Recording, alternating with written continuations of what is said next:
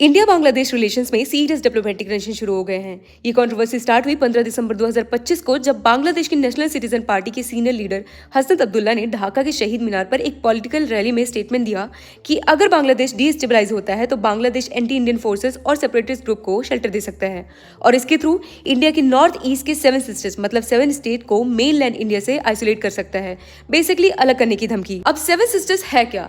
ये है इंडिया की 7 north eastern states, Arunachal Pradesh, Assam, Manipur, Meghalaya, Mizoram, Nagaland और त्रिपुरा। ये पूरा रीजन इंडिया के रेस्ट ऑफ कंट्री से सिर्फ एक कॉरिडोर, जिसका नाम सिलीगुड़ी कॉरिडोर है या चिकन्स नेक कहते हैं, उसके थ्रू कनेक्टेड है।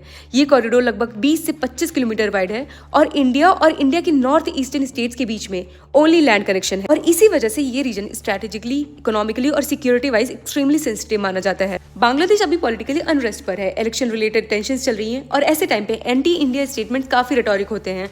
बेसिकली ये स्टेटमेंट सिर्फ पब्लिक को खुश करने के लिए या फिर उनको प्लीज करने के लिए बोले जाते हैं। हसनत अब्दुल्ला ने इंडिया पर एलिगेशंस लगाए हैं कि इंडिया उनके इंटरनल अफेयर्स में इंटरफेयर कर रहा है और बांग्लादेश इसे बर्दाश्त नहीं करेगा।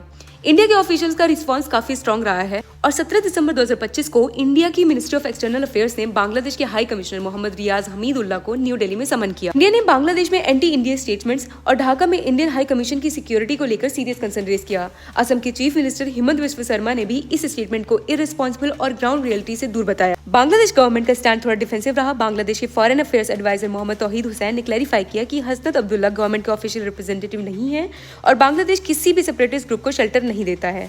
अभी भी बांग्लादेश में